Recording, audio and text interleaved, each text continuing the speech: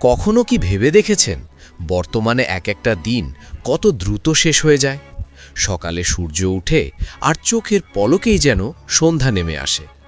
কেটে যায় একের পর এক দিন আর সপ্তাহ, মাস যেন সপ্তাহে পরিণত হয়, আর বছর ফুরিয়ে যায় টের পাওয়ার আগেই। এভাবেই সময় যেন হাতের মুঠো থেকে ঝরে পড়ে যায় বালুর মতো, যাকে ধরা যায় না, থামানো যায় না। কিন্তু একটা সময় ছিল যখন সময়কে অনেক দীর্ঘ মনে হতো। মানুষ সকালে কাজ শুরু করত, বিকেলে বিশ্রাম নিত, আর রাতটুকু ছিল শুধুই আরাম আর প্রশান্তির। দর্শক, বলতে পারেন কেন এই সময়ের পরিবর্তন আর কেন এই দ্রুত সংকোচন? এটি কি শুধুই আমাদের মনের অনুভূতি, নাকি প্রাকৃতিক কোনো বিষয়, নাকি এর পেছনে রয়েছে অন্য কোনো রহস্য? বিজ্ঞান বলছে এটি শুধুই অনুভূতির ব্যাপার নয়, বরং সত্যি সত্যিই সময় ছোট হয়ে আসছে। নাসার এক গবেষণায় দেখা গেছে পৃথিবীর আবর্তন গতি সামান্য পরিবর্তিত হচ্ছে। ফলে দিন-রাতের দৈর্ঘ্যে খুব সামান্য পরিমাণে হলেও পার্থক্য আসছে।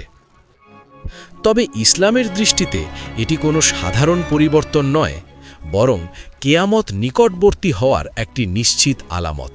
কারণ রাসূলুল্লাহ সাল্লাল্লাহু আলাইহি ওয়াসাল্লাম বলেছেন, কেয়ামত সংঘটিত হবে না যতক্ষণ না সময় দ্রুত চলে যাবে।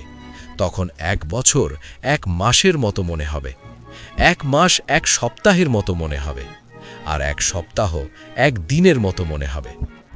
অন্য একটি হাদিসে এসেছে, কেয়ামত সংঘটিত হবে না যতক্ষণ না জ্ঞান উঠিয়ে নেওয়া হবে, ভূমিকম্প বৃদ্ধি পাবে, সময় সংকুচিত হবে, ফিতনা ছড়িয়ে পড়বে, হত্যাযজ্ঞ বৃদ্ধি পাবে এবং সম্পদ উপচে পড়বে। ইসলামিক স্কলারগণ সময়ের সংকোচন ও পরিবর্তনের তথ্য দেয়া এইসব হাদিসের ব্যাখ্যা করেছেন তিনভাবে। ১. আল্লামা ইবনে হাজার আসকালানি রহমতুল্লাহ আলাইহি বলেন, এর মানে সময় থেকে বরকত উঠে যাবে। ২. আল্লামা ইবনে কাসির রহমতুল্লাহ আলাইহি বলেন, সময়ের সংকোচন বলতে দিনরাত দ্রুত অতিক্রম হওয়া এবং মানুষের আয়ু হ্রাস পাওয়া বোঝায়। ৩.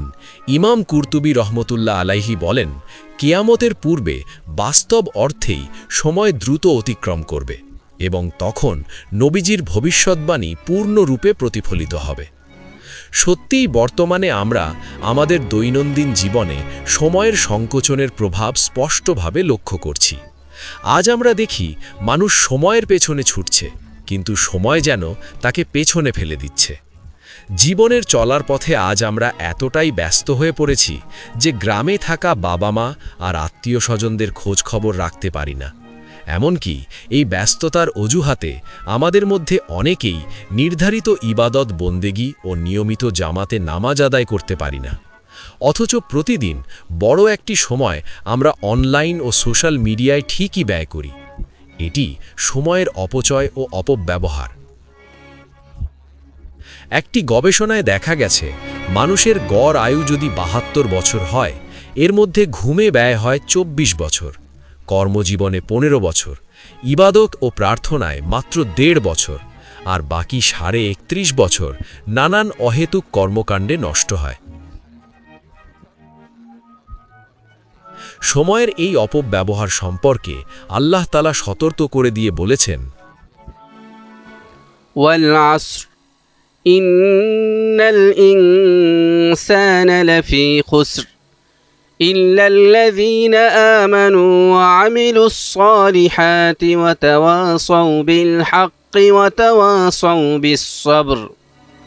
সময়ের শপথ, নিশ্চয়ই মানুষ ক্ষতির মধ্যে রয়েছে, কিন্তু তারা নয় যারা ঈমান আনে ও সৎ কাজ করে এবং পরস্পরকে সত্যের উপদেশ দেয় ও ধৈর্য ধারণে পরস্পরকে উদ্বুদ্ধ করে। মহান আল্লাহ তাআলা আমাদের সবাইকে যথাযথভাবে মূল্যায়নের তৌফিক দান করুন। আমিন। যদি ভিডিওটি ভালো লাগে তাহলে একটি লাইক দিন এবং চ্যানেলটি সাবস্ক্রাইব করুন। ধন্যবাদ।